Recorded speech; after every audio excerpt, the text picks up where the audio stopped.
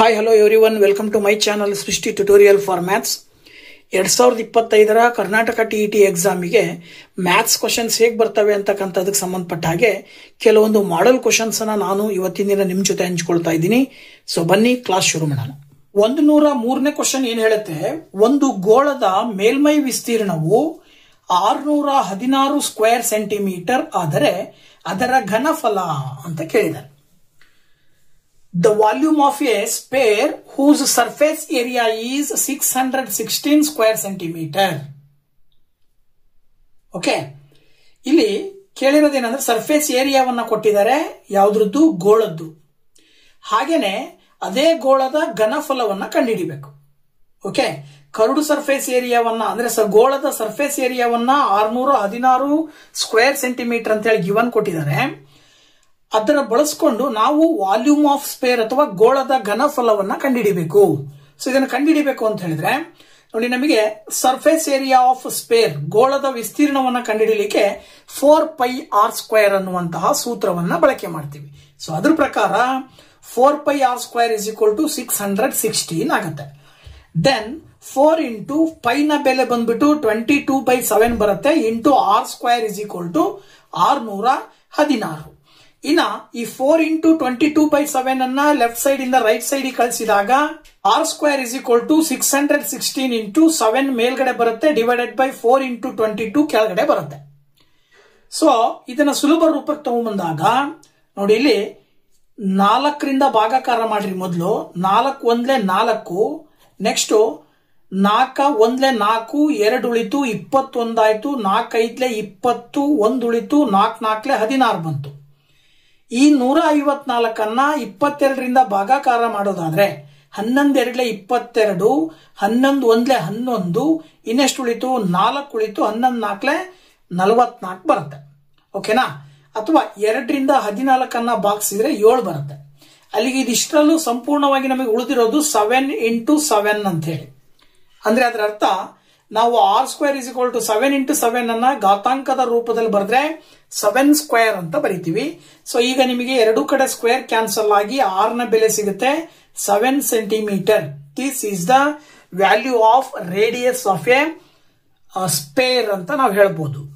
ಈ ರೇಡಿಯಸ್ ಅನ್ನ ಬಳಸ್ಕೊಂಡು ನಾವೀಗ ಘನಫಲವನ್ನ ಕಂಡುಹಿಡಿಬೇಕು. ವಾಲ್ಯೂಮ್ ಆಫ್ ಸ್ಪೇರ್ = 4/3 πr³ ಅಂತ ಕರಿತೀವಿ.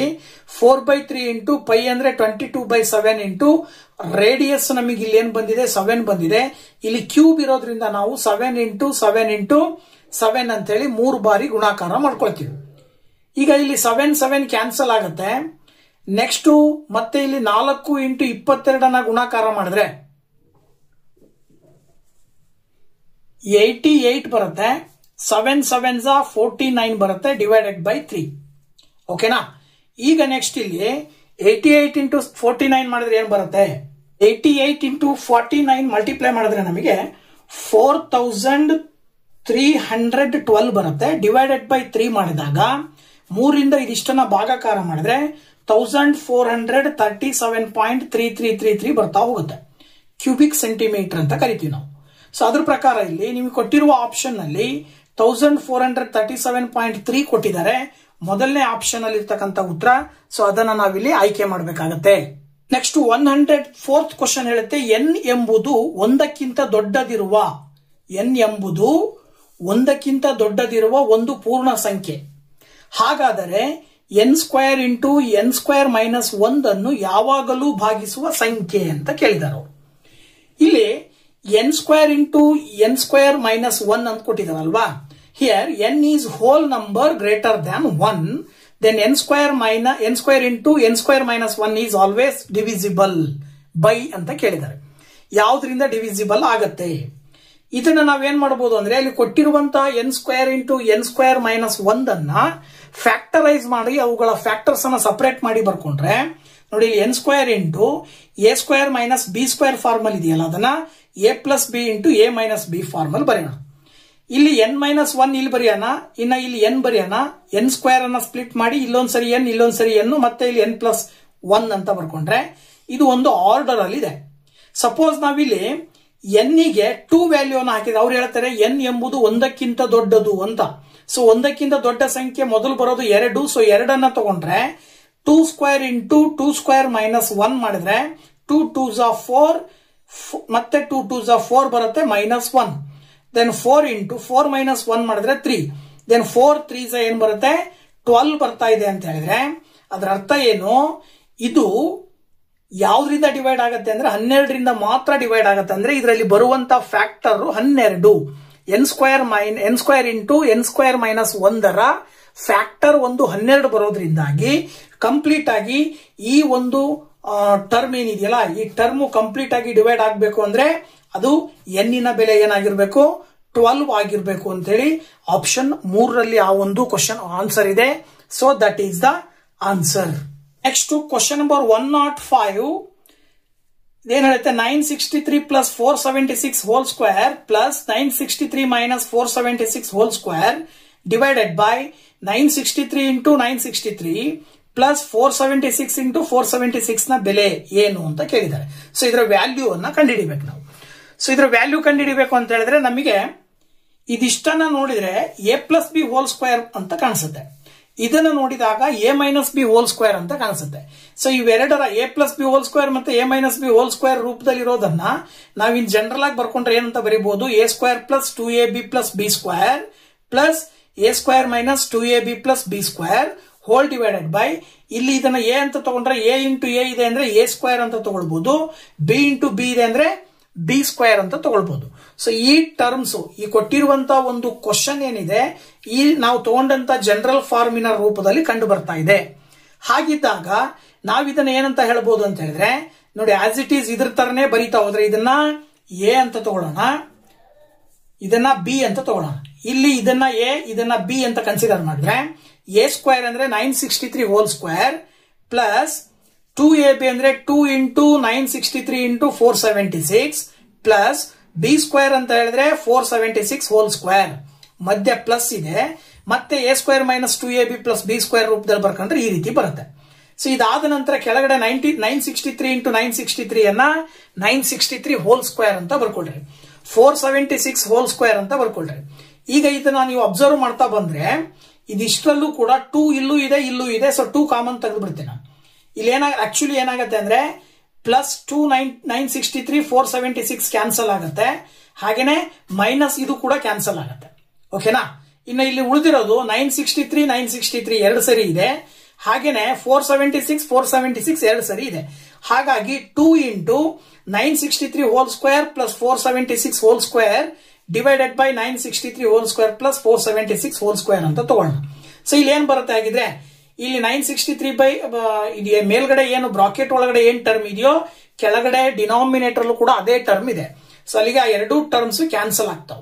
ಸೊ ಎರಡು ಟರ್ಮ್ಸ್ ಕ್ಯಾನ್ಸಲ್ ಆಯ್ತು ಅಂತ ಹೇಳಿದ್ರೆ ಇಲ್ಲಿ ಫೈನಲ್ ಆಗಿ ಉಳಿದಿರೋದು ಆನ್ಸರ್ ಎಷ್ಟು 2, ಅಂದ್ರೆ ಇದಿಷ್ಟರ ಬೆಲೆ ಬಂದ್ಬಿಟ್ಟು 2 ಬರುತ್ತೆ ಅಂತ ಹೇಳಿ ನಾವು ಸುಲಭವಾಗಿ ಹೇಳಬಹುದು. ನೆಕ್ಸ್ಟ್ 106ನೇ ಕ್ವಶನ್ ಹೇಳುತ್ತೆ, ಎ ಮತ್ತು ಬಿ ಎರಡು ಸಂಖ್ಯೆಗಳ ಮಾಸ 5 ಮತ್ತು ಅವುಗಳ ಲಾಸ 200 ಆಗಿದೆ, ಹಾಗಾದರೆ ಎ ಮತ್ತು ಬಿ ಗಳ ಗುಣಲಬ್ಧ ಅಂತ ಕೇಳಿದ್ದಾರೆ. ಇಲ್ಲಿ the HCF of 2 numbers A and B is 5 and their LCM is 200, then the product of A and B ಅಂತ ಕೇಳಿದ್ದಾರೆ. ಸೊ ನಮಗೆ ಒಂದು ಸೂತ್ರ ಏನ್ ಹೇಳುತ್ತೆ ಅಂದ್ರೆ product of 2 numbers is always equal to the product of their HCF and LCM ಅಂತೇಳಿ ನಿಯಮ ಹೇಳುತ್ತೆ. ಅದ್ರ ಪ್ರಕಾರ A into B is equal to H into L ಅಂತ ಹೇಳಿ ಸೂತ್ರವನ್ನ ಬರ್ಕೊಳ್ತೀವಿ. ಹೆಚ್ ಅಂದ್ರೆ HCF ಅಂದ್ರೆ ಮಾಸ ಆ, ಎಲ್ ಅಂದ್ರೆ LCM ಅಂದ್ರೆ ಲಾಸ ಆ ಅಂತ ಹೇಳಿ ಹೇಳ್ತೀವಿ ನಾವು. ಸೊ ಅಲ್ಲಿ ಕೊಟ್ಟಿದ್ದಾರೆ ಮಾಸ 5 ಲಾಸ 200 ಅಂತ. So A into B is equal to 5 into 200 ಅಂತ ಬರ್ಕೊಂಡ್ರೆ 5 ಇಂಟು 200 ಅನ್ನ ಮಲ್ಟಿಪ್ಲೈ ಮಾಡಿದ್ರೆ ನಮಗೆ ಎಷ್ಟು ಬರುತ್ತೆ 1000 ಬರುತ್ತೆ. 5 2s 100 ಅಂದ್ರೆ ಅಲ್ಲಿಗೆ 5 2s 10 ಬರುತ್ತೆ, ಇಲ್ಲಿ ಪಕ್ಕದಲ್ಲಿ 0 ಹಾಕಿದ್ರೆ 1000 ಬರುತ್ತೆ. ಹಾಗಾಗಿ ಇಲ್ಲಿ ನಾವೇನ್ ಹೇಳ್ಬೋದು ಅಂದ್ರೆ ಆಪ್ಷನ್ 2ರಲ್ಲಿ ಇರ್ತಕ್ಕಂಥ ಉತ್ತರವನ್ನ ನಾವು ಆನ್ಸರ್ ಅಂತ ಹೇಳಿ ಸೆಲೆಕ್ಟ್ ಮಾಡಬೇಕಾಗತ್ತೆ. Next 107 question, A B C D E ಮತ್ತು ಎಫ್ ಗಳು ಕ್ರಮಾನುಗತ ಸಮ ಸಂಖ್ಯೆಗಳಾದರೆ ಅವುಗಳ ಸರಾಸರಿ ಅಂತ ಕೇಳಿದ್ದಾರೆ.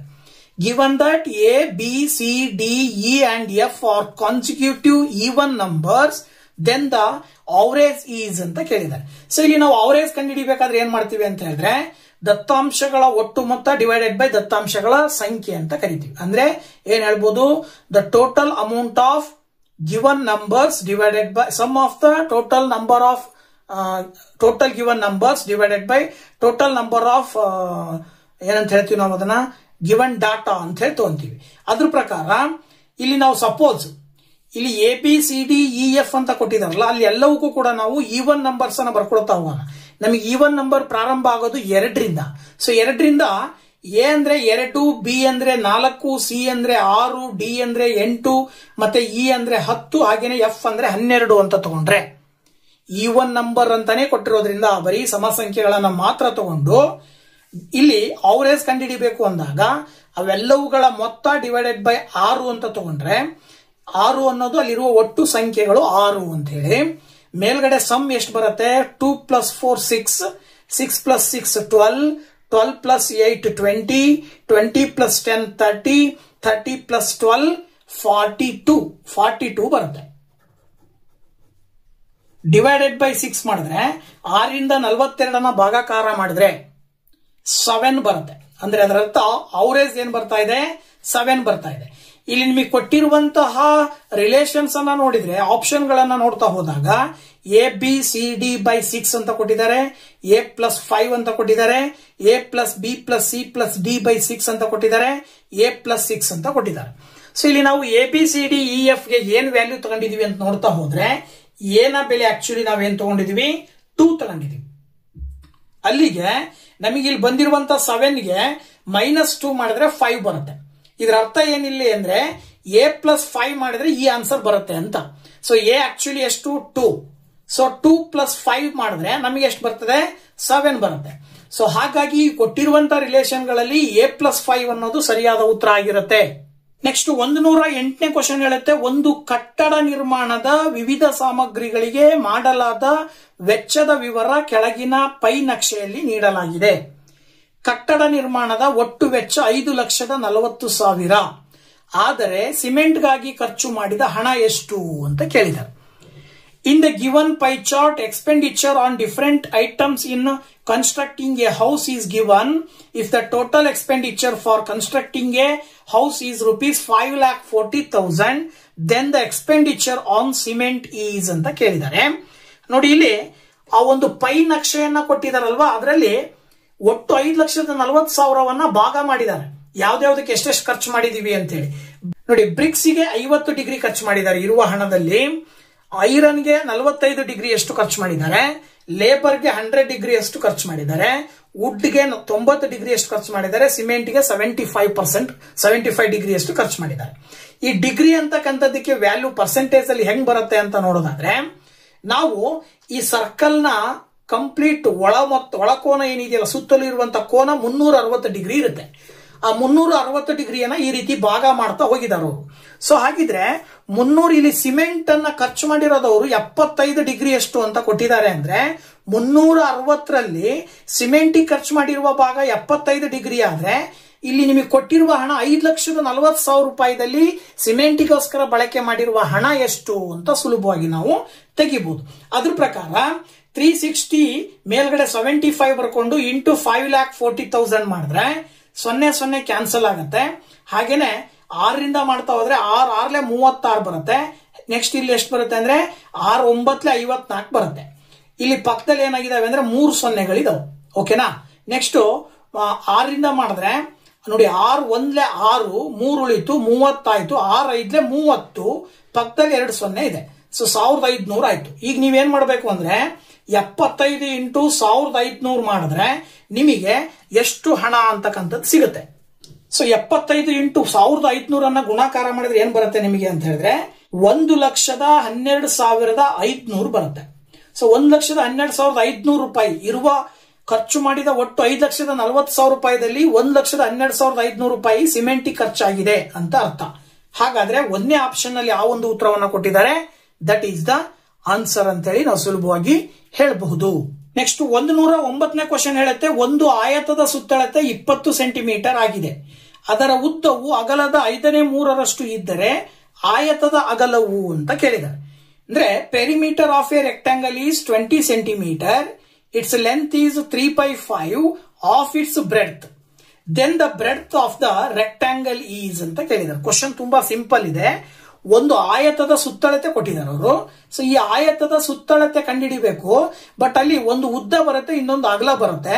ಅವ್ರು ಏನ್ ಹೇಳ್ತಾರೆ ಅಂದ್ರೆ ಈ ಉದ್ದ ಏನಾಗಿರುತ್ತೆ ಅಂದ್ರೆ ಅಗಲ ಎಷ್ಟಿರುತ್ತೋ, ಸಪೋಸ್ ನಾವು ಅಗಲ ಎಕ್ಸ್ ಇದೆ ಅಂತ ತಗೊಂಡ್ರೆ ಈ ಉದ್ದ ಏನಾಗಿರುತ್ತೆ ಅಂದ್ರೆ ಇದರ 5/3 ಅಂತ ಹೇಳಿದ್ರೆ ಇದೇನಾಗತ್ತೆ 3/5x ಆಗುತ್ತೆ.